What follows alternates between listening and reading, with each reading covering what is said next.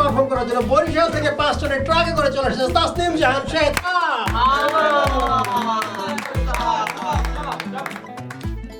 কি অবস্থা সবার? সবাই ভালো আছি? আচ্ছা, তো ডাক্তার হচ্ছে আমাকে হেলথটা একটু ঠিক করার জন্য, একটু শেপে আসার জন্য, সুন্দর শেপে আসার জন্য প্রতিদিন মর্নিং ওয়াক করতে বলছো। তো আমিও প্রতিদিন মর্নিং ওয়াক করি, কিন্তু কোনো কাজ হয় না। কেন বলেন তো? কেন? আমি যে জায়গায় হাঁটতে যাই, আমার বাসা থেকে প্রায় 8-10 কিলোমিটার দূরে। এত দূরে হাইটা যাওয়া যায়? রিক্সায় করে যাই, 5 মিনিট হাঁটি, আধা ঘন্টা গল্প করি। ফলাফল আজকে ইগলে আসতেছি, তো রিক্সাওয়ালা মামারে জিজ্ঞাসা করলাম, মামা যাবা?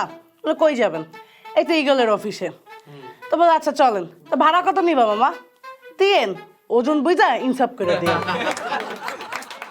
মেজাজটাই গরম হয়ে গেল, জামই না রিক্সায় যাই লেগুনায় উঠছি।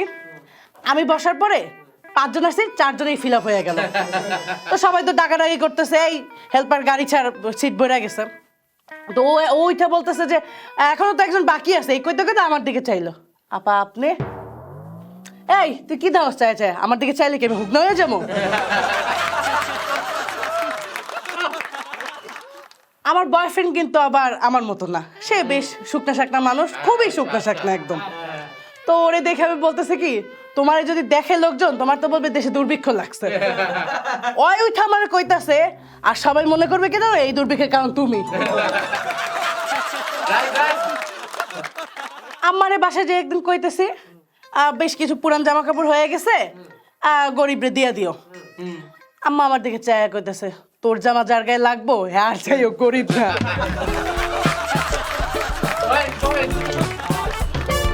দর্জির কাছে গেছি জামা বানাইতাম, তো জিজ্ঞেস করলাম আমার মজুরি কত? বলে 1600 টাকা। কেন 1600 টাকা? কেন সবার কাছ থেকে 400 টাকা রাখেন? আরে আপা, জামা বানানোর মজুরি 400 টাকা, শামিয়ানা বানানোর মজুরি 1600 টাকা। একদিন পিঁপড়া গেল হাতির বাড়িতে, যাই বলতেছে, ভাই কিছু যদি মনে না করেন আপনার বউয়ের ব্লাউজটা একটু দিবেন। হাতি কইতেছে, কিরে তোর বউরে নিয়ে পড়াবি নাকি? না না, মেয়ে বিয়া দিতেছি তো, ওইটা দিয়ে শামিয়ানা বানাবো। আমার 2টা মামা। আচ্ছা এক মামারে বেল্ট একটাই হয় না, 2টা জোড়া দিয়ে পরা লাগে। আর এক মামারে এক বেল্ট দিয়ে 2টা চক্কর দেওয়া যায়। তো আমার সেই শুকনা মামার মামিটা আবার একটু খুব হেভি সেবি, আমাদের থেকেও হেভি সেবি। আচ্ছা তো খাওয়া দাওয়া করছে দুপুরবেলা, মামা মামি শুইলো।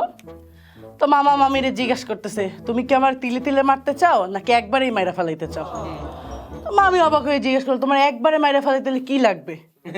বেশি কিছু না, তোমার আর পাওটা উঠে দাও।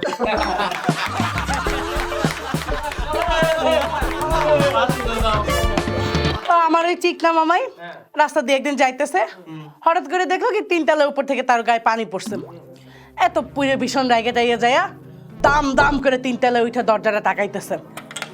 দরজা খুললে একটা হেভি ওয়েট, একদম সেই মারদাঙ্গা এক লোক। মামা তো দেখে একটু ভেবা চাকা খেয়ে গেছে। তো বলতেছে, ওই লোক জিজ্ঞেস করতেছে, এই কি ব্যাপারে এত জোরে জোরে দরজা থাকাইতেছেন কেন? এই আপনাদের এই ফ্ল্যাট থেকে আমার গায়ে কে জানে পানি ফেলছে। পানি না, আমি হিসু করছি। ও আচ্ছা, হিসু, আমি ভাবছিলাম পানি, সরি সরি।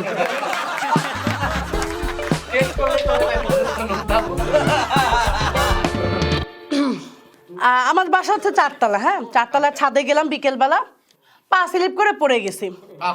তো সবাই মিলে আমার হসপিটালে নিয়ে গেল। 4 দিন পরে আমার যখন জ্ঞান ফিরছে, তো দেখি আমার বয়ফ্রেন্ড পাশে বসা। ওরে বলতেছি, উপরওয়ালার কাছে লাখ লাখ শুক্রিয়া যে আমারে বাঁচাই নিছে এইবারের মতো। ওইটা বলতেছে, হ্যাঁ তুমি তো বাইচা গেছো, কিন্তু তুমি যে 3 বেড়ার উপরে পড়ছো, 3টাই মরছে। আপনি কি মোটা? তাহলে একদম মন খারাপ করার কোনো কারণ নাই। পৃথিবীতে যার ওজন 100 কেজি, মঙ্গল গ্রহে তার ওজন 38 কেজি।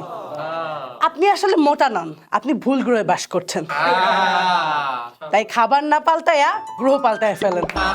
আর হ্যাঁ, এই যে আপনারা যারা দেখতেছেন আপনাদেরকে বলতেছি চ্যানেল পাল্টানোর কোনো দরকার নাই, ইগলেই থাকুন। ধন্যবাদ।